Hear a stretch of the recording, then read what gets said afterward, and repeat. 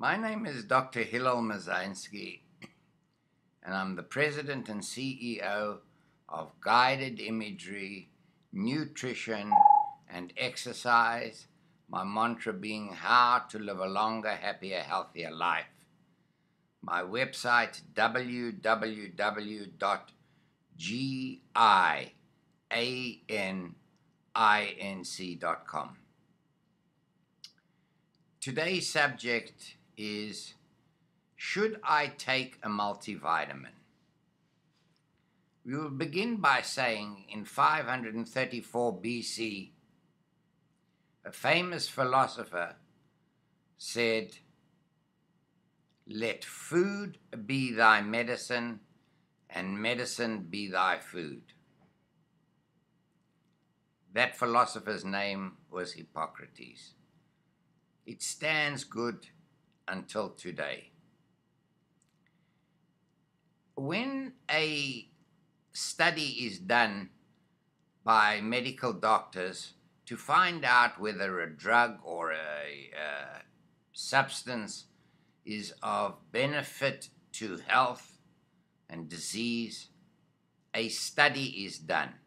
In other words, 1,000 to 3,000 people are given, say, drug A, and if their symptoms improve, then that study is positive.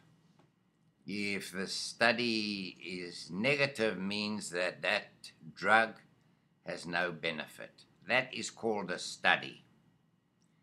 When physicians and scientists take a whole lot of studies, maybe 300-400 studies, and they study the studies, that is called a meta-analysis, meta being very large. That is called a meta-analysis. Meta-analyses have been done over and over again, which prove beyond doubt that taking multivitamins on a daily basis does not prevent disease, and when disease does occur, the vitamin does not cure the disease, with the exception if the patient demonstrates a shortage of that vitamin. Have you any idea how many billions and billions of dollars Americans and other westernized countries spend on buying a multivitamin? Because they think in their minds, well, I'm not eating right, I might as well take the multivitamin. There is absolutely no evidence whatsoever to support taking a multivitamin, with the exception when there is a proven deficiency in that vitamin. There is one exception, and that is taking prenatal vitamins. That I agree with, and that I used to prescribe. The reason being that during pregnancy, the hemoglobin drops and you can become anemic. So to prevent that anemia from developing in the prenatal vitamin is iron.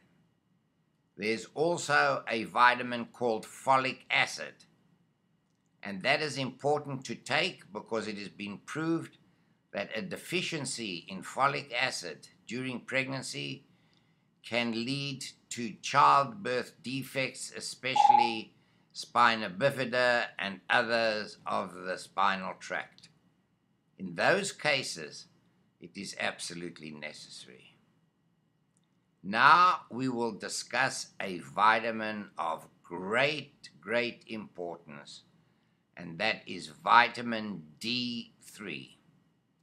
Vitamin D is known as the sun vitamin because when we go outside and we lie in the sun or walk in the daylight with the sun shining on the skin converts the UVA and UVB light rays into vitamin D. In today's world, How many of you spend time in the sun? Even in places where the sun shines a lot, you are working and are indoors. In other places where you have a lot of snow and do not have much sunlight, you don't get vitamin D. Well, vitamin D can be taken with foods. Dairy products usually have some vitamin D in it, and cereals might, but the level is too low. The normal level of vitamin D when you check it in the blood is 30 to 90. Below 30 is dangerous for health.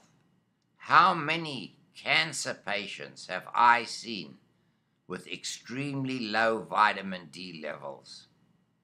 And many physicians, unfortunately to this day, are not checking a patient's vitamin D level. For cancer protection, I suggest that the level be 45 or over.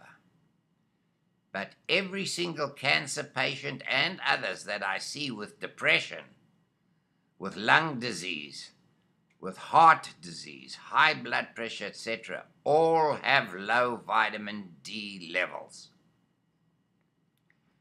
The problem is, if you took the vitamin D, I suggest 5,000 units of D3 once a day after food, and then after 2 months or so, get a blood level checked by your healthcare provider.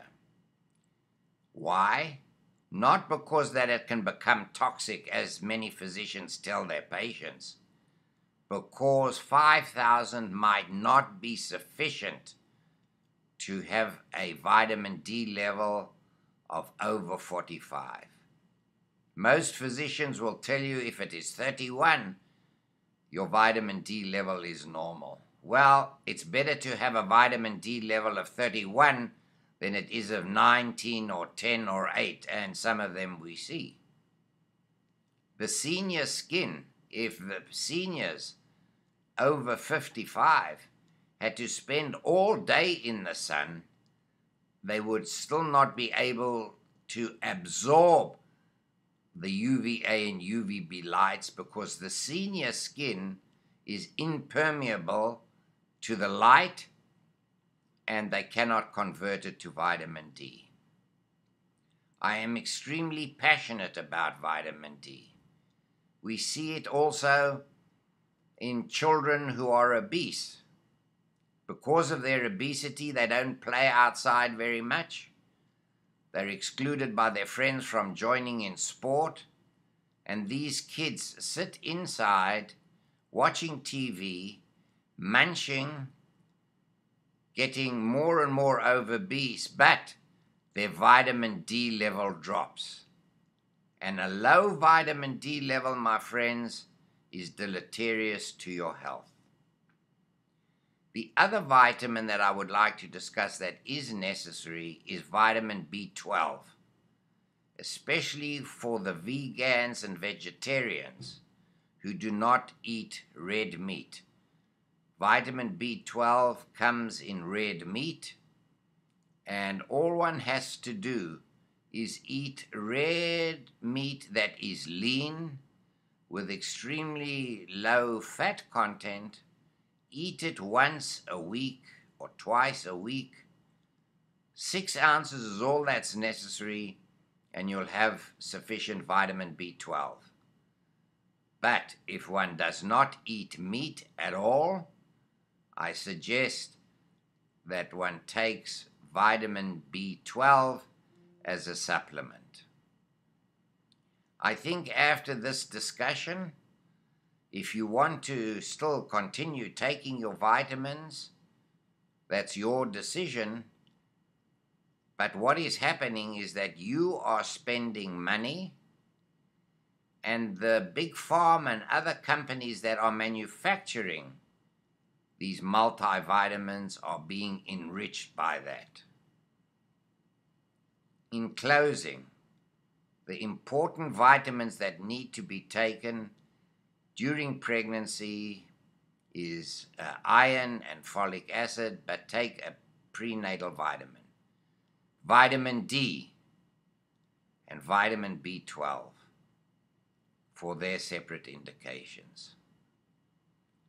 If there are any of you who would like to communicate with me about this contentious subject, please feel free to send me an email at drhm@gianinc.com, drhm@gianinc.com, and I'll be happy to discuss the situation with you further.